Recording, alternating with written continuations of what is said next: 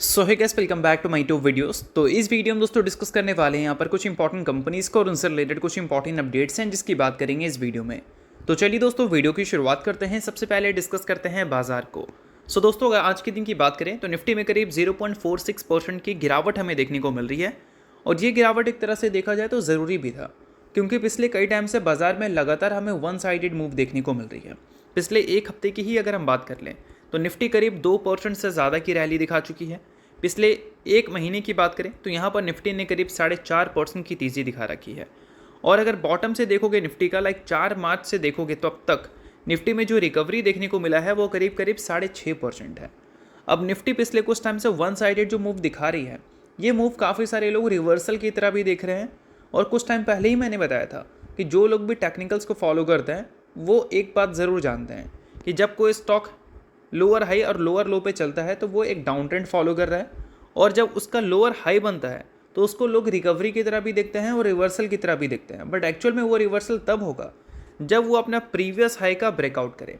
और निफ्टी की बात करें तो पिछले 6 महीने में देख लो, गिरावट तो अच्छी खासी हुई है। और निफ्टी का लोअर हाई यहाँ पर भी आपको देखने को मिलेगा, और यहाँ पर भी देखने को मिलेगा, और यहाँ पर भी देखने को मिलेगा। तो निफ्टी में रिवर्सल हम कब मानेंगे? जब ये अपने प्रीवियस हाई का ब्रेकआउट करे। और प्रीवियस हाई कौन सा है? तो प्रीवियस हाई 23,700 का लेवल है। और मैंने कुछ टाइम पहले बता रखा था आपको, मतलब आई थिंक एक हफ्ते पहले, शायद एक हफ्ते पहले नहीं, 3 से 4 दिन पहले, कि निफ्टी को रिवर्सल की तरह तब तक मत मानना जब तक निफ्टी अपने प्रीवियस हाई का ब्रेकआउट ना कर दे। और 23,700 इसका प्रीवियस हाई है। उसके ब्रेकआउट के बाद ही हम मानेंगे कि मार्केट में एक प्रॉपर रिवर्सल है। अब दोस्तों आज के दिन की बात करें तो मार्केट ओपन कहाँ हुई थी? ओपन हुई थी 23,700 पे। कहाँ पर ट्रेड कर रही है? 23,500 के आसपास। यानी कि कहीं ना कहीं वो जो इम्पॉर्टेंट लेवल है वो एक रेसिस्टेंस है, और वहाँ से सेलिंग प्रेशर मार्केट को फेस करना पड़ा है। और ये सिर्फ ऐसा नहीं कि निफ्टी में ही दिखा है, इसका असर आपको पूरे इंडेक्स में ही देखने को मिलेगी। अगर निफ्टी नेक्स्ट 50 की बात करें तो वहाँ पर तो ज़रूर पॉजिटिव मूव है, 0.18% वो ऊपर है। बट उसके अलावा Nifty bank down, Nifty financial services down, Nifty mid cap down, Nifty 100, 200, 500 को भी देखोगे तो वहाँ पर भी गिरावट है। बट अच्छी बात यह है कि ये गिरावट 1%, 2% वाला नहीं है, मतलब बहुत हेवी प्रॉफिट बुकिंग नहीं है। अगर बहुत हेवी प्रॉफिट बुकिंग होती तो कहीं ना कहीं हम इसको एक ट्रैप मूवमेंट भी बोल सकते थे। और ये बहुत हेवी प्रॉफिट बुकिंग इसलिए भी हमें देखने को नहीं मिल रही है क्योंकि कहीं ना कहीं एफआईएस की सपोर्ट है। एफआईएस की बात करें तो वो मार्केट में पहले के मुकाबले इंटरेस्ट अब अच्छा दिखा रही है, क्योंकि थोड़ा सा रुपीज़ रिकवर हुआ है डॉलर के मुकाबले। और ये चीज़ कहीं ना कहीं एफआईएस को थोड़ा सा ये दिखा रहा है कि इंडियन मार्केट में अभी भी काफ़ी अच्छी अपॉर्चुनिटी है। अगर पिछले 6 ट्रेडिंग सेशन की बात करें, 6 दिन की बात करें, तो 5 ही दिन एफआईएस ने खरीदारी की है, और 4 दिन लगातार, 4 दिन, लास्ट 4 दिन की बात हो रही है, उसमें एफआईएस ने काफ़ी अच्छी बाइंग की है। तो एफआईएस की बाइंग की वजह से कहीं ना कहीं निफ्टी को आज थोड़ा सा एक राहत मिला है अपने रेसिस्टेंस से गिरने के बावजूद भी। तो इस चीज़ को नोट करो। तो चलो अब बात करते हैं कुछ कंपनीज़ के बारे में। और जितनी भी सारी चीज़ें अभी तक हमने डिस्कस किया उसको एजुकेशन पर्पज़ की तरह लेना, कोई भी तरह का बाय सेल होल्ड रिकमेंडेशन नहीं है, सिर्फ और सिर्फ नॉलेज पर्पज़ की तरह लेना इसको। तो चलिए दोस्तों बात करते हैं पहली कंपनी के बारे में, जिसका नाम है IRFC, यानी कि Indian railway finance corporation limited. अब दोस्तों कुछ टाइम पहले एक न्यूज़ हमने सुना था IRFC से, और वो न्यूज़ ये था कि IRFC MOU साइन की है किसके साथ? REMCL के साथ। किस लिए? Finance renewable energy project. कहाँ पर? इंडियन रेलवेज़ में। यानी कि इंडियन रेलवेज़ में जो भी रिन्यूएबल एनर्जी प्रोजेक्ट्स का काम होगा उसकी फाइनेंसिंग का काम IRFC करेगी। उसके लिए उन्होंने MOU साइन किया था REMCL के साथ। अब ये एक तरह से देखा जाए तो न्यूज़ अच्छी थी, क्योंकि इससे ये एंटिसिपेट होता है कि IRFC के जो पोर्टफोलियोज़ हैं उसको वो और भी एक्सपैंड कर रही है डिफरेंट प्रोजेक्ट्स में, और इससे अल्टीमेटली क्या है कि ग्रोथ को बढ़ावा मिल सकता है। अब दोस्तों इससे एक चीज़ तो क्लियर था कि IRFC का इंटरेस्ट रिन्यूएबल एनर्जी में तो ज़रूर हमें देखने को मिल रही है, क्योंकि उन्होंने इसको लेकर अपडेट हमें सुनाई थी। बट इन सारी चीज़ों के बाद एक और न्यूज़ पब्लिश हुई है आज के दिन, जिसमें मेंशन किया गया है कि IRFC का शेयर आज के दिन है फोकस में। क्यों? क्योंकि वो 5,000 करोड़ रुपए का बोल सकते हैं फाइनेंसिंग करेगी। किसका? NTPC रिन्यूएबल एनर्जी का। यानी कि NTPC रिन्यूएबल एनर्जी का एक प्रोजेक्ट है जिसके 5,000 करोड़ के लोन्स को ये फाइनेंस करेगी, ऐसा भी आप बोल सकते हैं। अब इस न्यूज़ को थोड़ा सा आप डिटेल में भी चाहो तो देख सकते हो। मेंशन यहाँ पर किया गया है इनकी जो न्यू कैपेसिटी एक्सपेंशंस देखने को मिल रही है, किसका? NTPC रिन्यूएबल एनर्जी का। उसमें 5,000 करोड़ रुपए का बोल सकते हैं फाइनेंसिंग IRFC की तरफ से देखने को मिलेगा, क्योंकि वो अपने जो एग्जिस्टिंग डेट है उसको रीपे करने का काम करेगी। तो ये एक तरह से देखा जाए तो अपडेट है, जिसको आप चाहो तो नोट कर सकते हैं। अब ये अपडेट देखा जाए तो प्रॉपर इंडियन रेलवे सेक्टर से रिलेटेड जुड़ी नहीं है, बट रिन्यूएबल एनर्जी सेक्टर से जुड़ी हुई है और उस कंपनी से जुड़ी हुई है जो कि एक ऑलरेडी सरकारी कंपनी है या फिर बोल सकते हैं PSU कंपनी है। सो अगर आप IRFC के इन्वेस्टर हैं तो इस चीज़ को नोट कर लो। तो चलिए दोस्तों डिस्कस करते हैं अब अगली कंपनी को। अगली कंपनी का नाम है हिंदुस्तान एरोनॉटिक्स लिमिटेड यानी कि HAL। बट इसको डिस्कस करने से पहले दोस्तों, अगर आपको वीडियो अच्छा लग रहा है तो वीडियो को लाइक कर दो, चैनल को सब्सक्राइब कर दो, ताकि इसी टाइप का इन्फॉर्मेटिव वीडियोस आपको रेगुलर बेसिस पे मिल सके। अब दोस्तों बात करते हैं HAL से रिलेटेड कुछ इंपॉर्टेंट न्यूज़ एंड अपडेट्स के बारे में। अभी रिसेंटली HAL ने अपडेट हमें दिया था कि जो उनका डिलीवरी डिले हो रहा था, किस चीज़ का, तेजस जेट का, ड्यू टू इंजन्स, और वो जो सारी प्रॉब्लम्स हैं वो कहीं ना कहीं HAL अब शॉर्ट आउट कर लेगी, क्योंकि इंजन की जो डिलीवरी है वो जल्द ही हो जाएगी और इसके जो एग्जीक्यूशन है वो भी हमें जल्द देखने को मिलेंगे। अब इसको लेकर एक रिपोर्ट पब्लिश हुआ है जेफरीज की तरफ से। न्यूज़ तो हमने काफ़ी पहले ही डिस्कस कर ली थी, 2 दिन 3 दिन पहले, बट अब रिपोर्ट पब्लिश हुआ है जेफरीज की तरफ से, जिसमें उन्होंने बताया है कि HAL का जो ऑर्डर है LCA तेजस MK-1A का, वो है 45,700 करोड़ का, और इसकी एग्जीक्यूशन डिले तो हम काफ़ी पहले से सुनते आ रहे हैं। पहले हमें उम्मीद था कि अगस्त 2023 में इसकी एग्जीक्यूशन हो जाएगी, फिर उसको बढ़ाकर सितंबर 2024 किया गया, फिर उसको नवंबर 2024 कर दिया गया था। सभी चीज़ें इंजन्स के डिलीवरीज पे ही डिपेंड थी, और वो जो डिले हो रहा था उस वजह से इनके जो एग्जीक्यूशन के डेट हैं वो भी लगातार हमें एक्सटेंड होते हुए देखने को मिल रहे थे।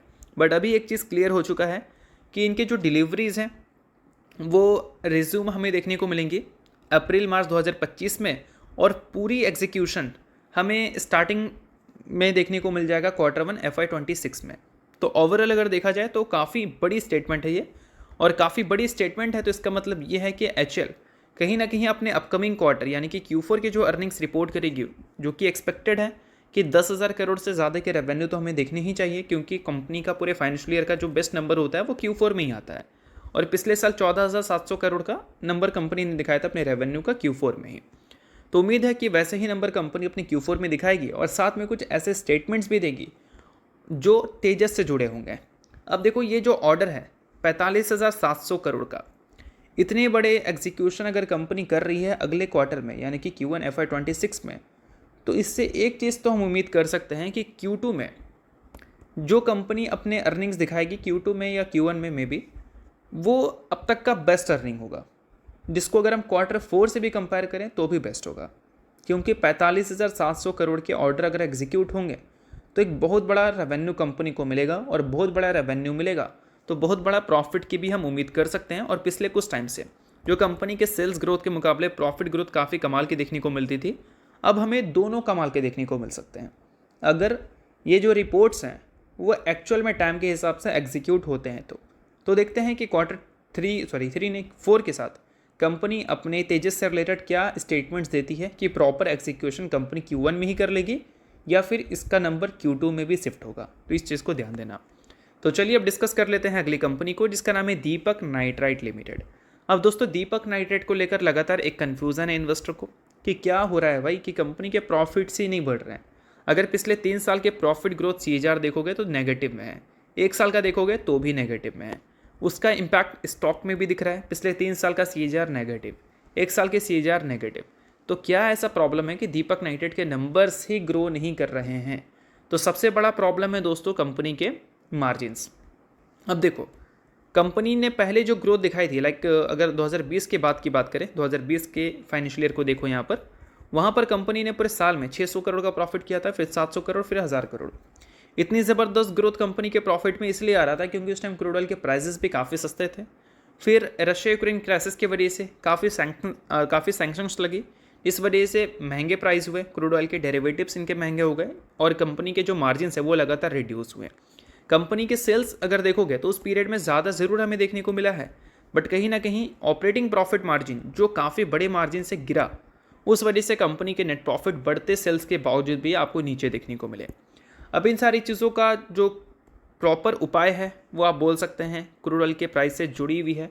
क्रूड ऑयल का प्राइस फिलहाल अगर देखोगे तो $70 पर बैरल से नीचे आ चुका है। तो इसका मतलब ये है कि पहले के मुकाबले प्रॉब्लम्स अगर देखें तो दीपक नाइट्राइट का कम ज़रूर है, बट अगर सभी प्रॉब्लम्स कंपनी का कम है, फिर भी अगर कंपनी के नंबर्स ख़राब हैं तो उसका एक बहुत बड़ा रीज़न है कंपनी के इन्वेंट्रीज़। पहले कंपनी के इन्वेंट्रीज़ आपको नेगेटिव में देखने को मिलते थे, 2024 में कंपनी ने इसको पॉजिटिव में कर लिया था। बट अगर कंपनी ने रिसेंटली जो अपडेट दी थी चाइना के डीस्टॉकिंग से रिलेटेड, उससे अगर कंपनी के इन्वेंट्री वापस से अगर नेगेटिव में हो चुके हैं तो उसको पॉजिटिव में करना होगा, तभी ये जो क्रूड ऑयल के प्राइजेस हैं उसका बेनिफिट कंपनी ले पाएगी। और उसका बेनिफिट अगर कंपनी ले पाती है और अपने ईपीएस को बेस्ट ईपीएस रिपोर्ट कर पाती है, जो कि अब तक का 78.20 है, 2000 कब देखने को मिला था, 2022 में, वहाँ तक ले जा पाती है, तो कंपनी का जो करंट वैल्यूएशन है वो कहीं ना कहीं थोड़ा अट्रैक्टिव लगने लगेगा। और अगर वहाँ ले जाने में अगर कंपनी को और भी टाइम लगा तो ये वैल्यूएशन काफ़ी सारे लोग महंगे ही कंसिडर करेंगे। और एक और पॉइंट मैं आपको क्लियर करना चाहूँगा कि Q3 में जो कंपनी ने नंबर्स दिखाए थे, रेवेन्यू तो चलो फिर भी ठीक था, जो प्रॉफिट गिरे थे वो कंपनी के जो प्लांट हैं उसके शटडाउन की वजह से गिरे थे, जो कि Q4 में आपको देखने को नहीं मिलेगा। तो आई होप आपको ये सारी चीज़ें समझ आ गई होंगी कि दीपक नाइट्रेट के नंबर्स क्यों ख़राब हैं और कब से नंबर्स कंपनी के सुधर सकते हैं। तो चलिए अब डिस्कस कर लेते हैं दोस्तों अगली कंपनी को, जो कि है इन्फो एज इंडिया लिमिटेड, जिसने रिसेंटली 1:5 के रेशो में स्टॉक स्प्लिट का अनाउंसमेंट किया है, जिसमें कंपनी एक शेयर के बदले अपने इन्वेस्टर्स को 5 इक्विटी शेयर दे रही है। सो अगर आप इस कंपनी के इन्वेस्टर हैं तो बेशक आपके लिए अच्छी अपडेट है, इन्वेस्टर नहीं है इग्नोर कर सकते हैं, न्यूज़ थी इस वजह से मैंने बता दिया, बाकी किसी भी तरह का रिकमेंडेशन नहीं है। तो चलिए दोस्तों ये वीडियो यहीं तक था, आपको करता हूँ, वीडियो आपको अच्छा लगा, वीडियो लाइक कीजिए, पहली बार सब्सक्राइब कीजिए, वीडियो के लिए बहुत बहुत शुक्रिया।